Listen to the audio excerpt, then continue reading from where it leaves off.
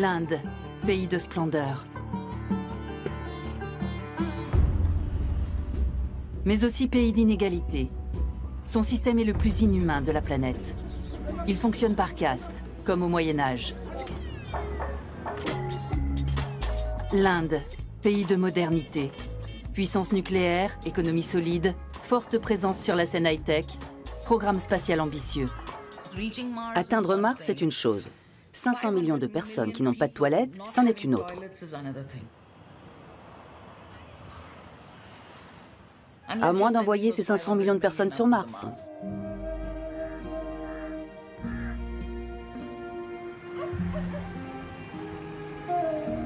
L'Inde, 4e économie mondiale, noyée dans un océan de pauvreté. La patrie de Gandhi, dit le Mahatma, la grande âme. Un pays grand comme un continent, peuplé d'1,2 milliard d'habitants, soit 1/6 de la population mondiale. En Inde, après un certain âge, les femmes sont parfois considérées comme des déesses. Avant, ce sont des catins.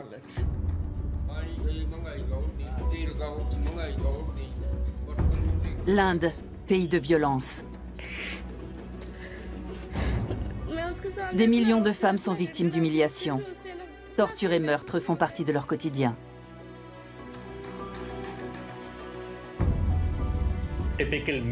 Un Indien préférera sauver sa vache plutôt que sa femme. La femme est un bien de consommation. On l'achète et on la revend.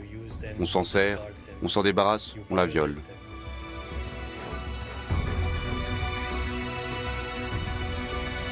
L'Inde, pays de spiritualité et de croyance.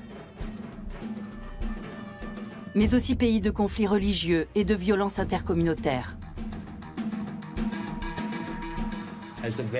On utilise la religion comme une arme pour diviser la société. On accuse les Britanniques d'avoir divisé pour mieux régner et aujourd'hui on fait la même chose avec notre propre peuple.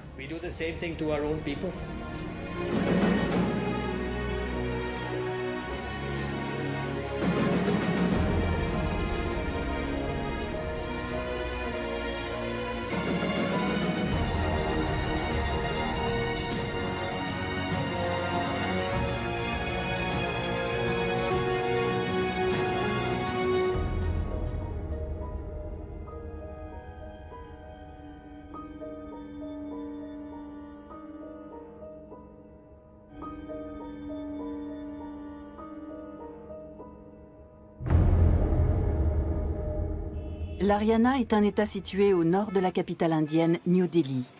C'est l'État où l'on recense le plus de violence contre les femmes en Inde. La ville d'Hisar se trouve à 4 heures de route de Delhi. C'est une ville de province, happée par le progrès après la libéralisation du marché dans les années 90.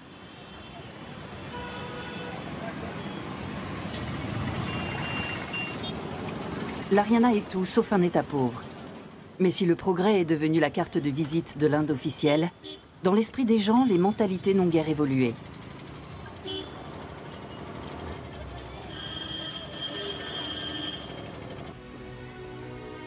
C'est dans un lieu tenu secret que réside Shabnam.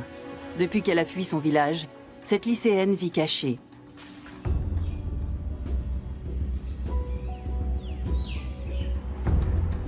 Depuis 2 ans, elle fait l'objet d'une protection policière constante.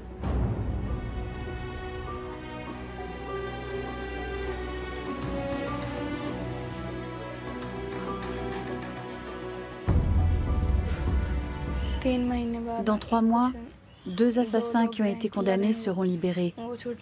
Ils ont déjà commis 20 meurtres et ils purgent actuellement leur peine. Ils ont été chargés de me tuer. On leur a offert 80 000 roupies pour ça, soit 1050 €.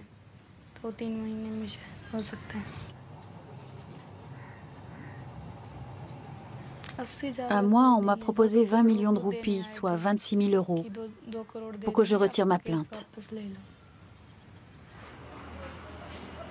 Les parents des violeurs de Shabnam ont tenté d'acheter son silence pour empêcher le procès. Elle avait 15 ans lorsqu'elle a été violée par 8 hommes.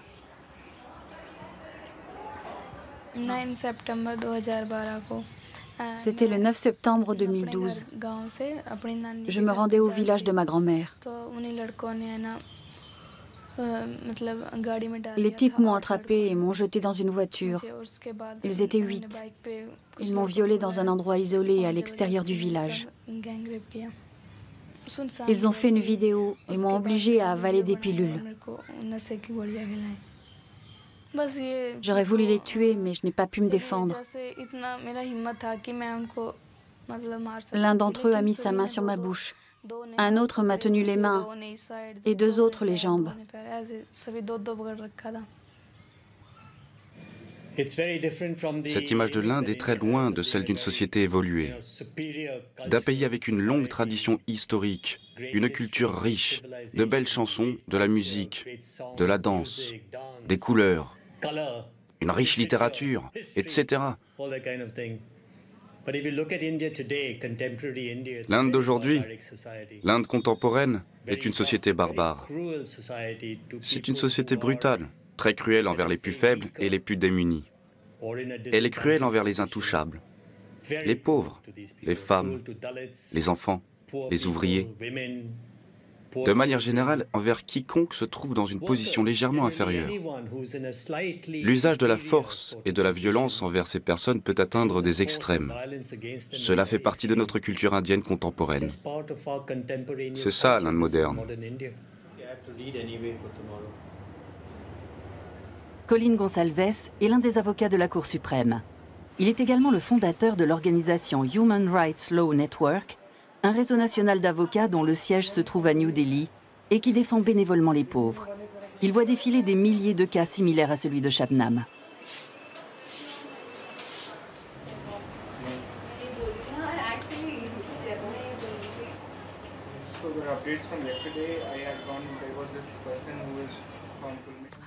Ils savaient que j'étais une Dalit, une intouchable.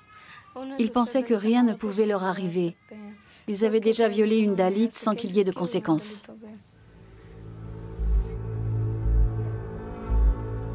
Shabnam est né ici, dans le village de Dabra. Dans cette région, le système de caste perdure, même si la constitution indienne proclame l'égalité pour tous les Indiens. Dans le nord de l'Inde, par exemple, ce sont les Jats, une caste agricole qui domine la société. Les Dalits, les intouchables, sont considérés comme hors caste. Ils sont tout en bas de l'échelle sociale. Pour tous, la journée commence par la prière du matin. Om Prakash, producteur de coton, est un Jat. Il prie les dieux hindous.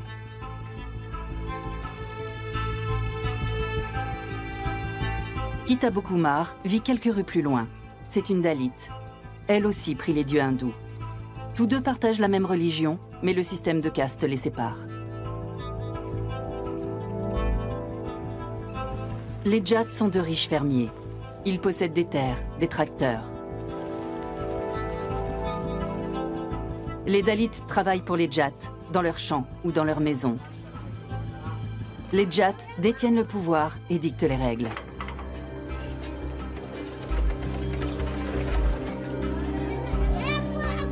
Shabnam vivait ici avec sa famille, dans un quartier Dalit. Elle voulait sortir de ce monde pauvre et étriqué pour devenir avocate. Son père avait choisi de l'envoyer à l'école. Shabnam a voulu s'extraire de sa condition d'intouchable. C'est aussi pour cela qu'elle a été violée.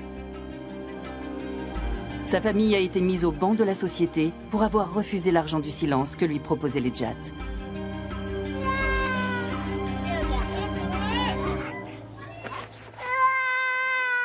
Au village, c'est le Jati Panchayat, le conseil des anciens, qui a le dernier mot.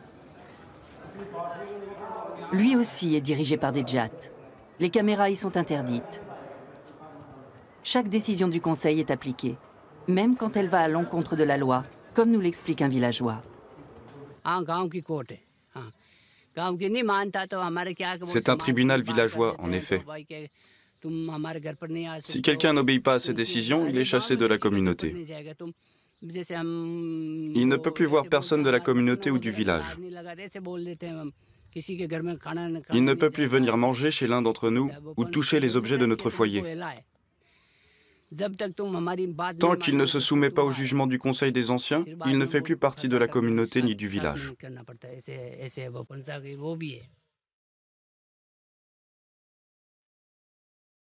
La maison des parents de Shabnam, aujourd'hui à l'abandon. Le père de Shabnam a soutenu sa fille jusqu'au jour où il n'a plus supporté la pression de la société. C'est ici qu'il s'est donné la mort. La belle-mère de Shabnam, elle, a dû quitter le village. Chez Om Prakash, tout se fait selon l'ancien ordre patriarcal. Lorsque les fils se marient, leur épouse emménage avec eux dans la maison des parents. Les femmes sont des bêtes de somme, sans identité. C'est ce qu'enseigne l'épouse d'Om Prakash, Reshma, à ses belles-filles.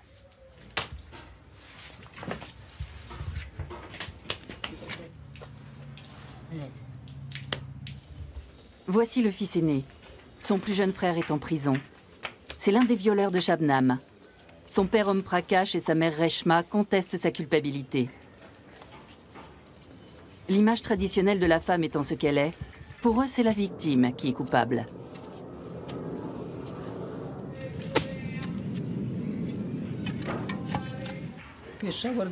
Cette fille est une prostituée. Des hommes l'ont appelée au téléphone et lui ont dit de se rendre à l'endroit en question.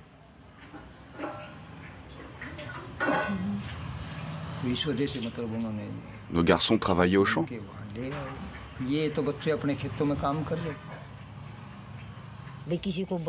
Elle avait de mauvaises habitudes. Elle avait un portable, elle appelait des gens, elle allait même en ville. C'était ce genre de fille.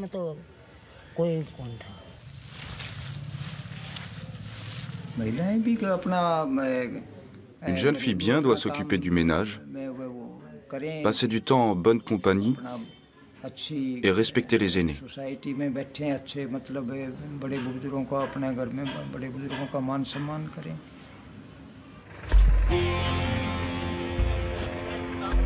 Au village, les femmes doivent être voilées. Ces femmes Dalits se rendent dans les champs des Jats. Elles ont été appelées pour la récolte du coton.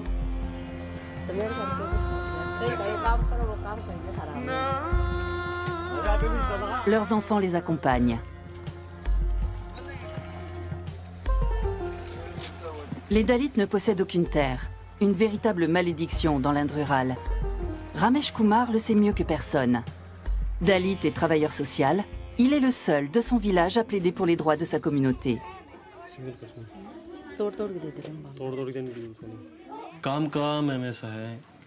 Ils travaillent au champ. Ils n'ont jamais un seul jour de repos. Les Jats n'accordent aux Dalits que des contrats annuels, pour maximum 250 € de salaire pour toute l'année. En échange, ils doivent s'engager à faire toutes sortes de travaux, dans les maisons, aux champs et avec les bêtes. Le contrat ne concerne qu'une seule personne, mais toute la famille doit contribuer. Ils sont totalement démunis. Lorsqu'ils ont besoin d'argent pour un mariage ou pour construire une maison, ils vont voir les Jats pour leur en emprunter. Cette dépendance permet aux Jats de garder les Dalits soumis. Si l'argent n'est pas remboursé dans les temps, ils violent nos femmes ou les frappent.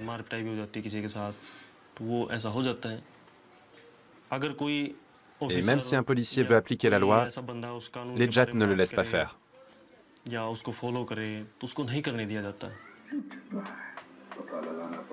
Le système de caste prévaut jusque dans la fonction publique.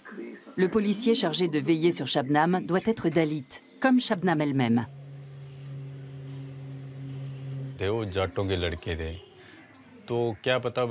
Les criminels sont tous des Jats.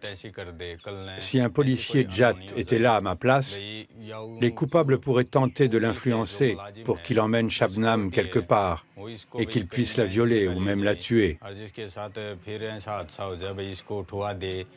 Pour empêcher ça, le tribunal a décidé que je devais m'occuper de sa protection parce que je suis Dalit, comme elle. C'est un officier de police comme les autres. C'est de la discrimination ordinaire. Les gens qui ont réussi retournent dans leur village.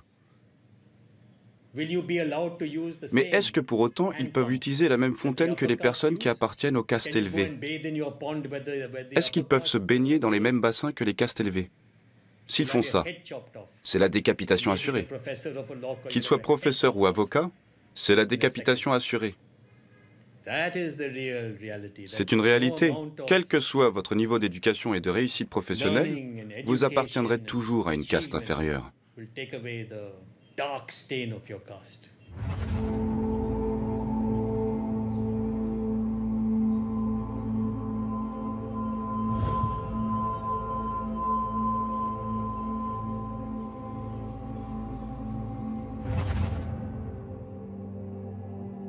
À seulement une demi-heure d'avion de la capitale New Delhi se trouve Lucknow, la métropole de l'État d'Uttar Pradesh, située dans le nord-est du pays. Lucknow est une grande ville universitaire et un haut lieu de l'industrie. Le système de caste n'est pas cantonné au village. À Lucknow, ville de 3 millions d'habitants, vivent ceux qu'on considère comme les derniers des derniers. On appelle scavengers ces femmes qui vont de maison en maison pour vider les toilettes.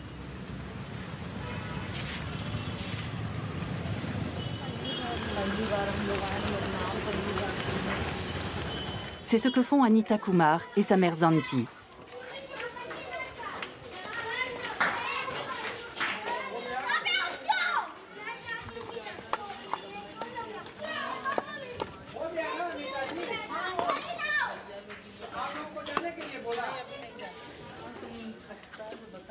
Avant elle, la mère et la grand-mère d'Anita vidaient déjà les toilettes de cette maison.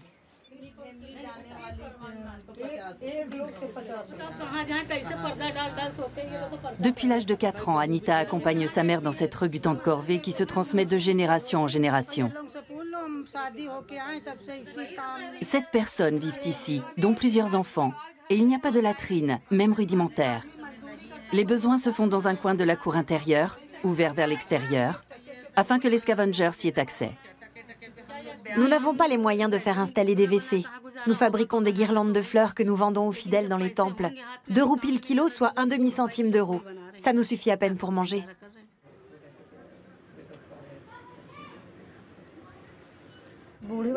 Ma belle-mère et ma grand-mère sont âgées.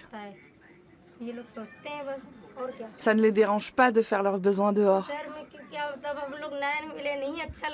Mais moi, j'ai honte. Mais qu'est-ce qu'on peut faire d'autre?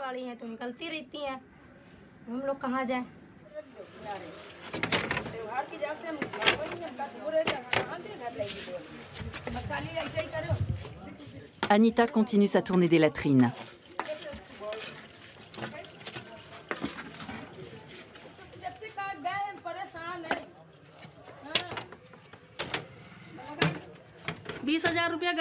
On ne peut pas payer 20 000 roupies pour des toilettes. Ça fait 260 €. Les videuses de toilettes nous coûtent 30 centimes d'euros par mois. Elles aussi doivent vivre de quelque chose. Qu'est-ce que vous voulez qu'on fasse de nos excréments sinon? Si on les jette dans le caniveau, on va avoir des problèmes. Dans ce quartier, il n'y a pas de canalisation. Eau usée et immondices circulent dans des canaux ouverts en bordure de rue.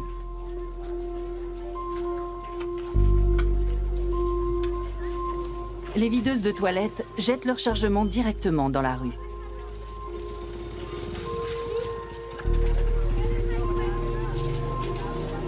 Ces tas d'immondices sont omniprésents dans les villes indiennes, y compris au cœur des quartiers résidentiels. C'est ici que les gens viennent se débarrasser de leurs déchets ménagers.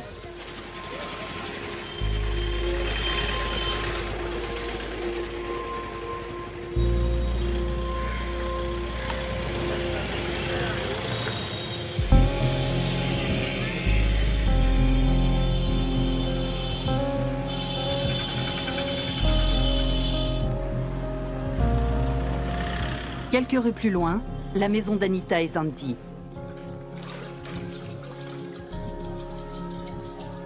Tous les intouchables ne sont pas égaux entre eux.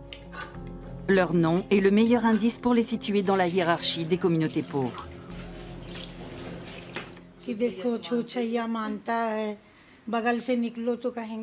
Aux yeux des gens, nous sommes des intouchables.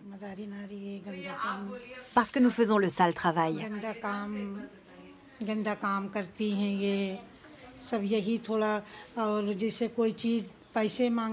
Quand les gens nous paient, il arrive qu'ils jettent l'argent par terre. Et après, il nous ordonne de le ramasser.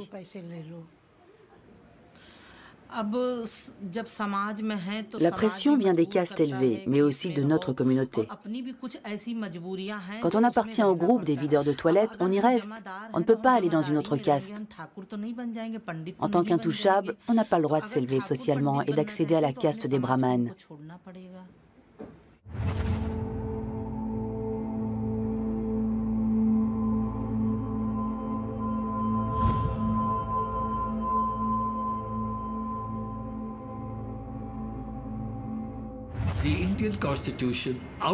La constitution indienne interdit la discrimination fondée sur les castes sans condamner le système de castes pour autant.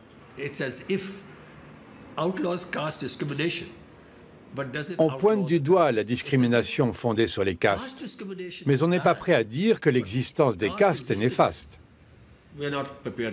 Tout simplement parce que ce système est étroitement lié à l'hindouisme.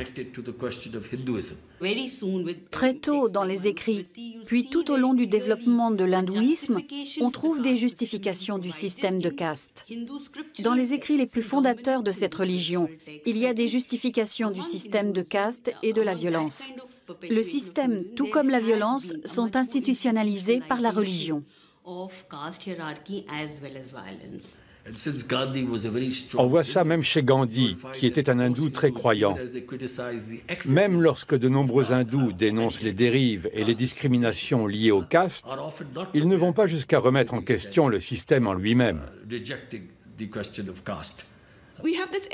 C'est un système extraordinaire qui semble non seulement survivre au capitalisme, mais également prospérer grâce à lui, et qui façonne littéralement notre approche du capitalisme. La société indienne a une particularité très étrange. Elle crée une acceptation de l'injustice qui n'a pas d'équivalent dans le reste du monde. Bombay, deuxième ville indienne. Avec ses 18 millions d'habitants, elle est le centre financier du sous-continent. Connue dans le monde entier grâce à Bollywood, mais tristement célèbre à cause de son statut de plus grand bidonville d'Asie.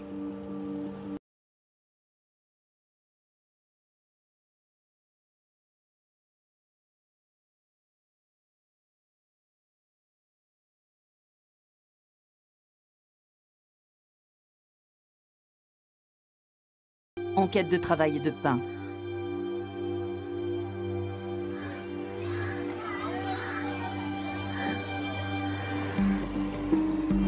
Dans des villes comme Bombay, la logique des castes a ouvert la brèche au capitalisme sauvage. C'est à cause de ce système que les familles des classes moyennes peuvent employer chez eux des enfants de couche sociale inférieure et les persécuter de la pire façon qui soit, et cela en toute bonne conscience. C'est encore à cause de ce système que des gens peuvent vivre dans des quartiers aisés totalement verrouillés et traverser des bidonvilles où l'on vit dans des conditions déplorables sans s'en émouvoir, tout en sachant que leurs habitants viendront travailler pour eux en tant que domestiques. C'est encore à cause de ce système que pendant des dizaines d'années, nous n'avons rien fait pour que tous les enfants puissent aller à l'école. Pendant 60 ans, il n'y a eu aucune loi assurant la scolarisation universelle. C'est aussi à cause de ce système que nous laissons la moitié du pays souffrir de malnutrition et vivre dans des conditions parfois pires qu'en Afrique subsaharienne. C'est cette acceptation de l'inégalité qui, à mon sens, nous empêche de suivre un modèle de développement juste et équitable.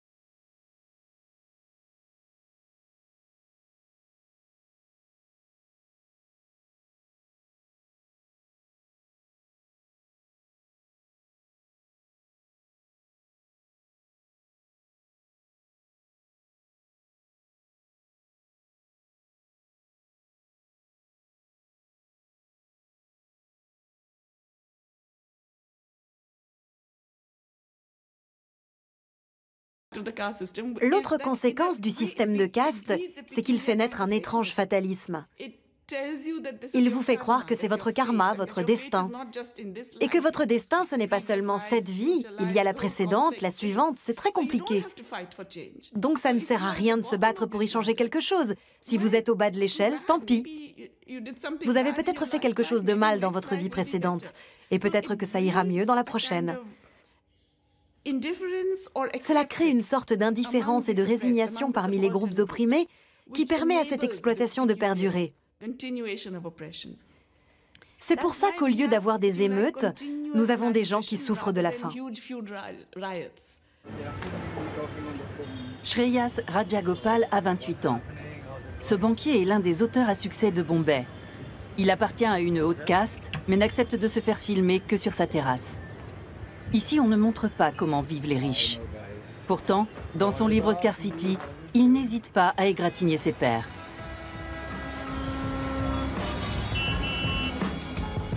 Son roman dépeint la débauche d'une jeunesse dorée indienne, devenue apathique à force d'oisiveté. Les villas des parents servent de théâtre à leurs fêtes dantesques, avec tous les excès que cela implique. Drogue, alcool, viol, parfois suicide. Le désœuvrement fait des ravages chez ces riches qui ne constituent que 1% de la population. Shreyas explique que dans Scarcity, il n'a fait que décrire la réalité.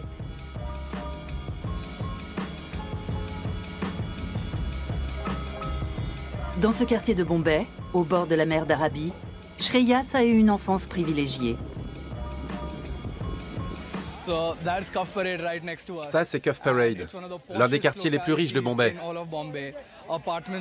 Ici, les appartements coûtent entre 5 et 10 millions de dollars. Juste à côté, il y a un immense bidonville. À l'origine, il était habité par des ouvriers immigrés venus ici pour construire ces bâtiments. Une fois les chantiers terminés, ils sont restés.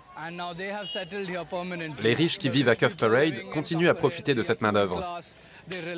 Tous leurs domestiques viennent du bidonville. En fait, ils aident les riches à maintenir leur train de vie.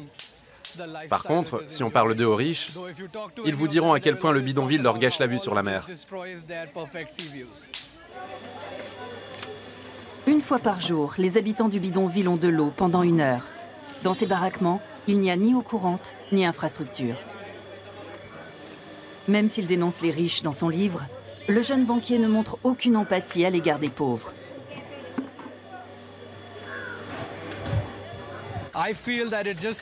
C'est quelque chose qu'on apprend à occulter dès le plus jeune âge. On croit au karma, on croit au développement personnel et non à celui de la société. Notre devise, c'est « Voici mon chemin, chacun a le sien et tous se valent ». Maintenant, est-ce que ça veut dire que je dois quitter mon cocon et aller aider cette partie de la société? Non, peu de gens font ça. C'est bien plus facile de faire comme si rien de tout ça n'existait.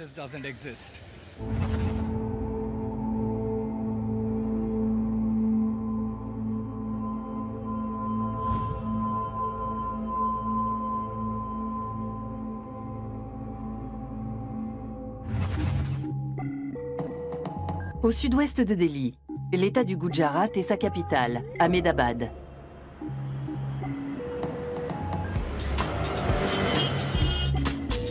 Le Vibrant Gujarat, un slogan omniprésent dans cet État. Ici, on a su dérouler le tapis rouge aux investisseurs des grandes entreprises. Avantages fiscaux, terrain pour une bouchée de pain et bien d'autres encore.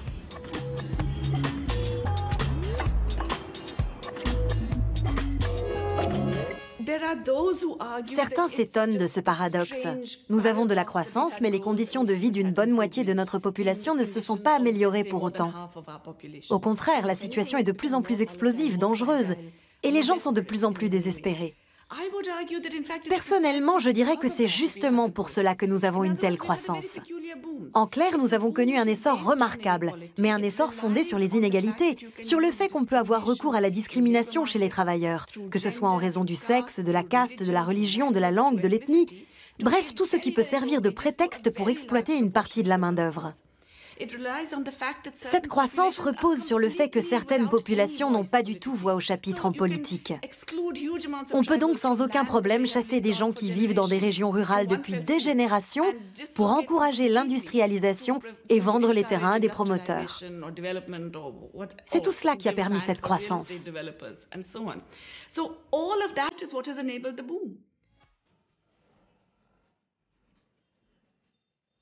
Le Gujarat est l'État le plus riche d'Inde, et cela grâce à un homme, le nationaliste hindou Narendra Modi.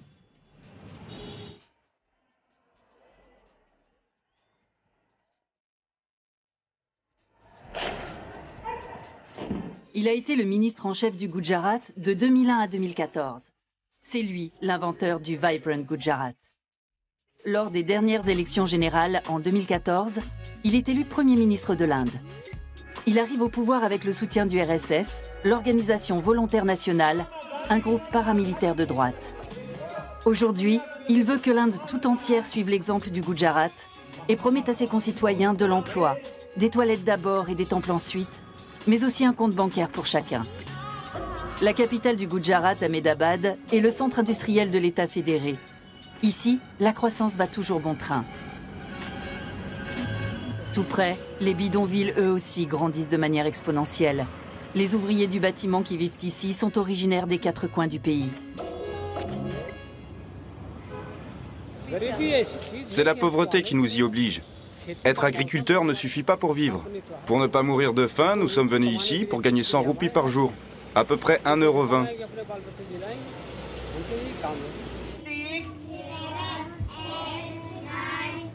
Les cours commencent pour les enfants des travailleurs journaliers devant la cabane qui fait office d'école. S'ils y apprennent à écrire et à compter, c'est uniquement grâce à la Fondation Maya qui prend les enfants en charge. Nous enseignons aux enfants des journaliers qui grandissent dans la rue. Un jour ils sont là, le lendemain non. Ces enfants viennent de tout le pays. Leurs parents les emmènent travailler sur les chantiers au lieu de les envoyer à l'école. Alors nous les attrapons au vol et nous les amenons ici. Comme vous le voyez, ces enfants sont responsables des bébés et des tout-petits. Les bébés n'ont personne pour les garder. Leurs familles n'ont pas le temps de s'occuper d'eux. Alors ici, nous essayons d'enseigner l'essentiel à nos élèves. Et nous demandons aux parents de ne pas renoncer trop vite à la vie de leurs enfants.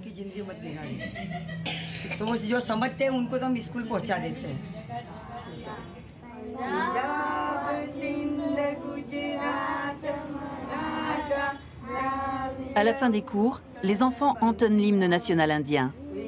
Inde, ton nom soulève les cœurs. Voilà ce que disent ces paroles.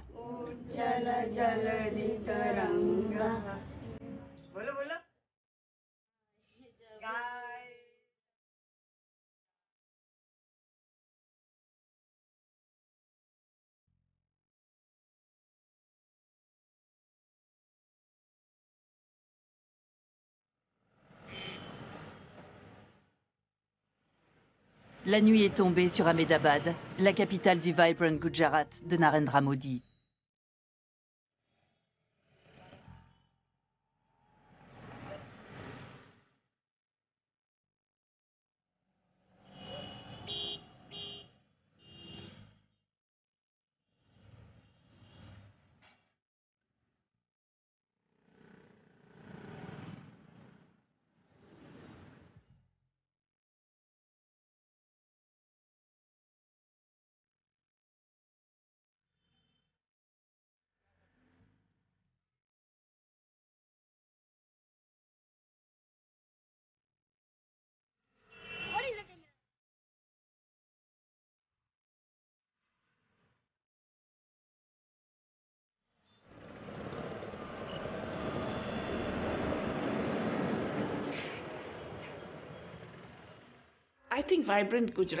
Pour moi, le fameux Vibrant Gujarat est un scénario d'horreur.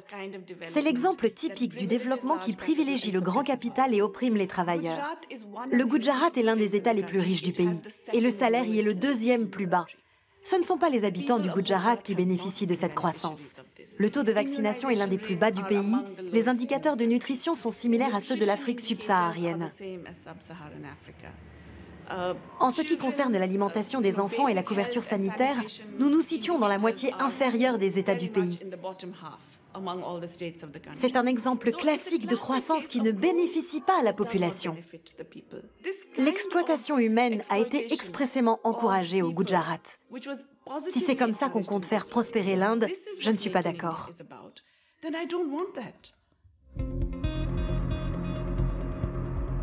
Bombay. Dans sa propre ville, Testa Setalvad est surveillé 24 heures sur 24 par un policier en uniforme et un autre en civil.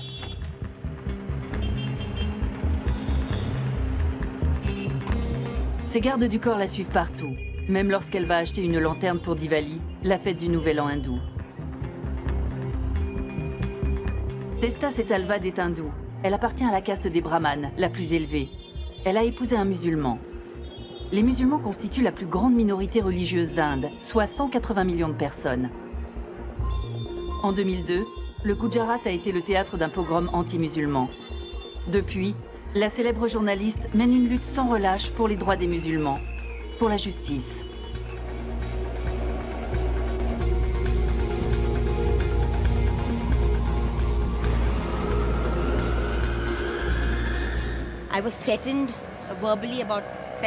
J'ai reçu plusieurs menaces de mort et j'ai été agressée 3 fois. C'est pour ça que je suis protégée par la police. Mais les menaces n'ont fait qu'empirer. Alors la Cour suprême a décidé que 570 témoins du pogrom de Gujarat, dont moi, se verraient attribuer une escorte paramilitaire.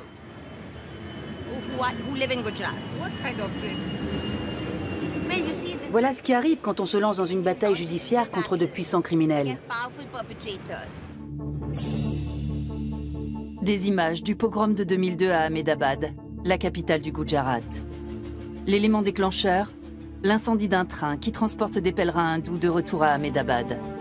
59 hindous y trouvent la mort.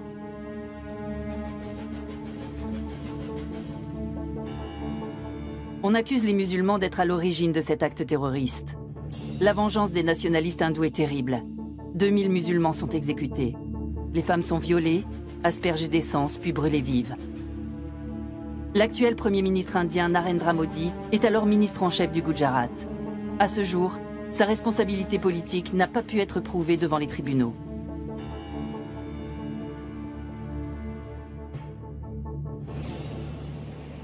L'organisation de Testa Setalvad se bat pour que la vérité soit faite. La journaliste s'est elle-même portée partie civile lors de nombreux procès, y compris contre le Premier ministre Narendra Modi. Lorsque ce dernier a été relaxé, elle s'est tournée vers la plus haute instance judiciaire.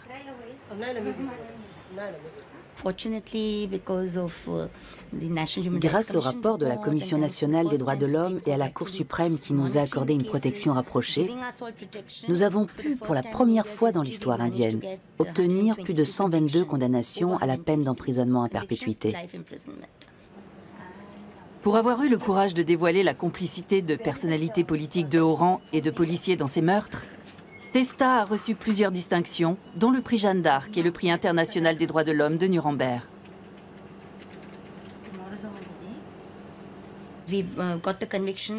Les condamnations ont eu lieu en première instance, mais les criminels sont très puissants.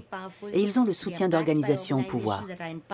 Le parti du Premier ministre est au pouvoir non seulement à Delhi, mais aussi au Gujarat, et maintenant dans l'État du Maharashtra. Ils feront tout ce qu'ils pourront pour être acquittés en cour d'appel. Ça ne sera pas facile et ça va certainement coûter très cher à certains d'entre nous. Ils sont capables de tout. À Ahmedabad, les hindous vivent à gauche de cette rue, les musulmans à droite, dans des ghettos.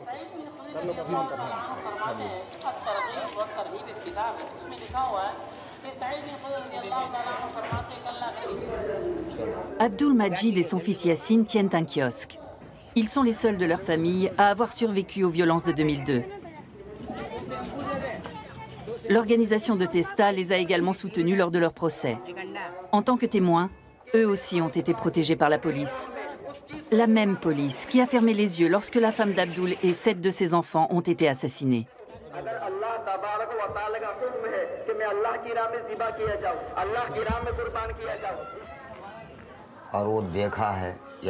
Mon fils a tout vu. Il les a vus brûler, sa mère, ses petites sœurs, ses grandes sœurs, son frère aîné et ses deux autres frères. Lui aussi a été gravement brûlé.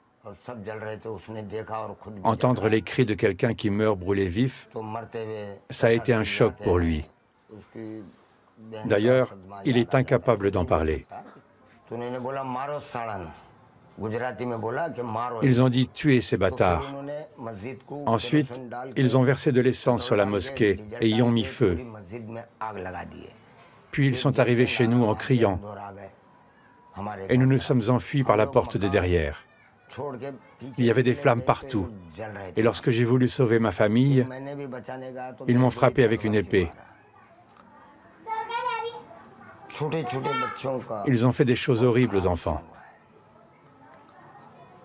10, 11, 12, 13, 14 ans. Les petites filles ont été violées. Elles criaient « Oncle Majid, sauve-nous !» Mais qu'est-ce que j'aurais pu faire? Ils avaient des armes blanches, des épées, des faucilles, des bâtons, et ils criaient « Vive le Dieu hindou Ram !» Aucun musulman n'en sortira vivant.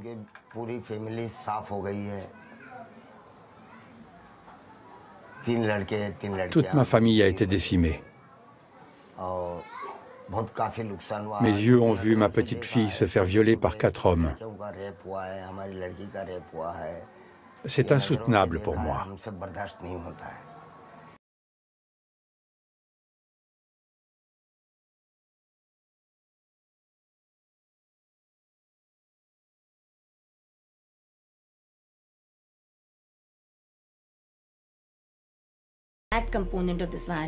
La violence perpétrée contre les femmes a été particulièrement brutale.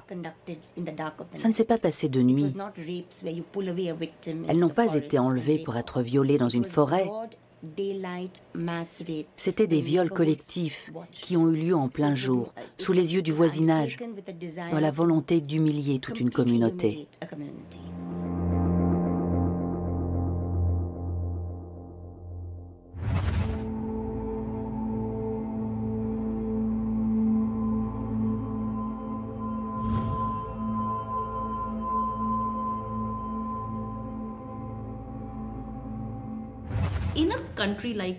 Dans un pays tel que l'Inde, qui puise justement sa force de sa diversité et de son pluralisme, la plus grande menace qui soit, c'est de détourner une religion à des fins politiques. Et c'est exactement ce que font les nationalistes hindous. En Inde, c'est un danger encore plus grand que le terrorisme, selon moi. Les nationalistes hindous se servent des castes, de la religion, du corps des femmes pour manipuler l'opinion publique.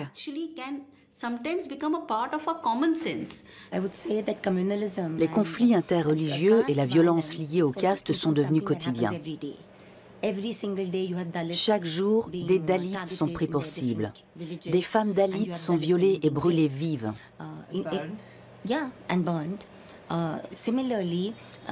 côté obscur de cette société et de la démocratie indienne, c'est son communautarisme féroce qui engendre des actes de haine envers les minorités, notamment les minorités chrétiennes et musulmanes. Parfois, il y a de la violence, parfois non. Mais cette haine est là en permanence et elle est totalement légitimée par le parti au pouvoir. C'est ça qui est terrifiant.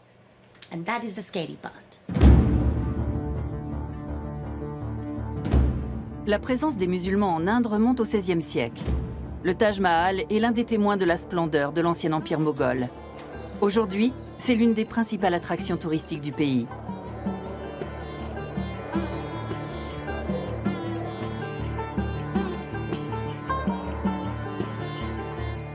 D'autres vestiges de l'empire moghol.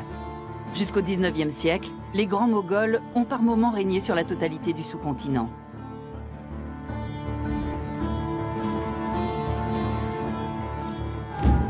Aujourd'hui, avec 180 millions d'individus, les musulmans d'Inde constituent la deuxième communauté musulmane au monde.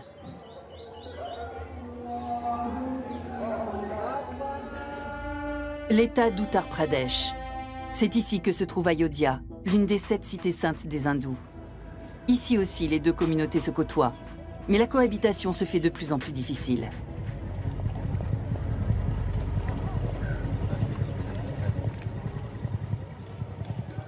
« 960 millions d'Indiens, soit une écrasante majorité de la population, appartiennent à la communauté religieuse hindoue. Ayodhya, une ville de pèlerinage sous haute surveillance, fréquentée par des hindous venus de tout le pays. Pour eux, c'est la ville de naissance d'une divinité majeure, Rama.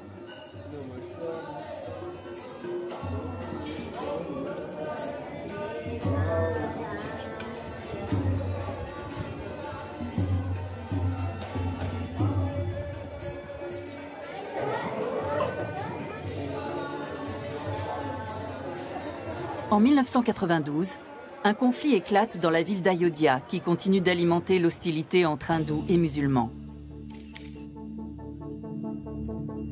Encouragés par le BJP, le parti de droite nationaliste hindou de l'actuel Premier ministre, des hindous radicaux détruisent la mosquée de Babri. Et aujourd'hui, ils exigent la construction d'un temple dédié à Rama sur les ruines de la mosquée.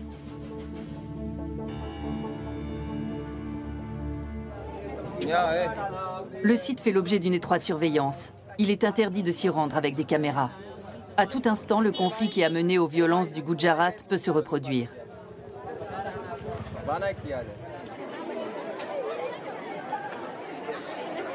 L'Inter College Jaganpur lutte contre la radicalisation dans les deux communautés religieuses. Ce lycée d'Ayodhya accueille aussi bien des hindous que des musulmans. Les établissements de ce type ont choisi d'incarner la diversité de l'Inde, un pays où de nombreuses ethnies et communautés religieuses devraient pouvoir vivre en paix.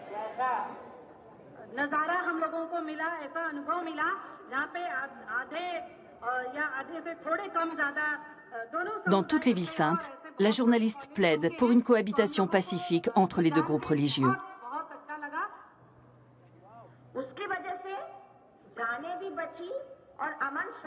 Elle raconte aux élèves comment des familles hindoues ont sauvé des musulmans du Gujarat lors du pogrom de 2002.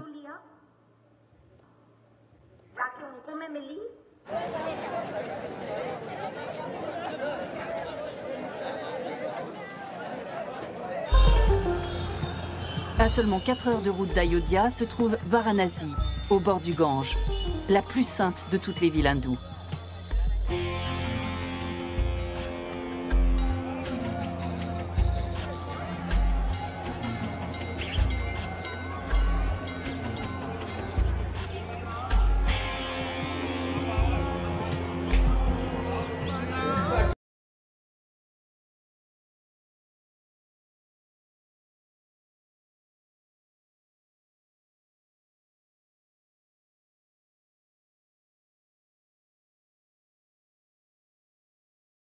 Sont censés être délivrés du cycle infini de la vie. Varanasi est également la circonscription électorale du Premier ministre Narendra Modi. Il y compte de nombreux partisans. Séance de sport matinale pour le RSS, organisation fondée sur le bénévolat, véritable maison mère de l'ultranationalisme hindou.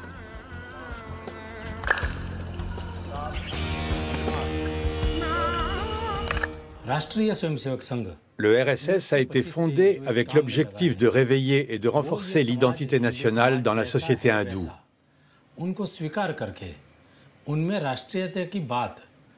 Faire grandir ce sentiment, c'est permettre à la nation de se développer. C'est en cela que croit la famille nationale hindoue. La nation a tout ce qu'il lui faut, il ne manque que le réveil de sa fierté identitaire. Des bâtons pour l'ordre et la discipline, au nom de la nation. Chaque année, lors de son grand congrès, le RSS fait démonstration de sa force et de sa grandeur. C'est dans les rangs de l'organisation que Narendra Modi a fait ses armes, en tant qu'organisateur et propagandiste. Selon ses détracteurs, son parti du peuple indien, le BJP, serait parfaitement interchangeable avec le RSS. Nous manquons de fierté nationale, la fierté d'être hindou. C'est ça la mission du RSS. Nous pensons que le moment viendra où nous redeviendrons des précurseurs et où on nous désignera comme les éclaireurs du monde. La mer Inde dans toute sa splendeur. Dans le discours de l'organisation, les musulmans sont tout juste tolérés. L'Inde aux hindous, voilà de quoi ils rêvent. On ne peut pas le nier. Les musulmans et les chrétiens peuvent y vivre, mais ils doivent rester à leur place. Parce que pour les nationalistes hindous, ce sont des citoyens de seconde zone. À Varanasi, la séance de sport matinale s'achève avec l'appel au drapeau et ce serment d'allégeance. Pour toujours, nous nous prosternons devant toi, ô mère Inde, notre patrie. En Inde, le RSS possède plus de 45 000 comités locaux. Ils ne sont ni traditionnels ni religieux. C'est une organisation suprémaciste. Ce qu'ils aimeraient, c'est voir l'État indien devenir un État hindou. Leur modèle, c'est l'Italie de Mussolini et l'Allemagne d'Hitler. Ce genre d'organisation travaille 24 heures sur 24, avec les groupes qui lui sont affiliés pour répandre des rumeurs et des mensonges, pour alimenter les stéréotypes, prendre des demi-vérités et en faire des mensonges. Cette organisation bénéficie d'un énorme soutien, car son aile politique est aujourd'hui au pouvoir. C'est sans doute le plus grand danger que la démocratie indienne ait jamais connu.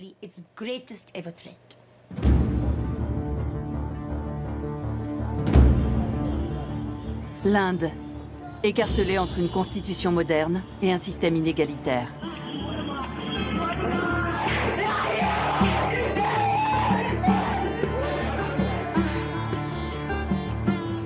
Un pays déchiré entre une croissance exponentielle et un patriarcat archaïque et destructeur.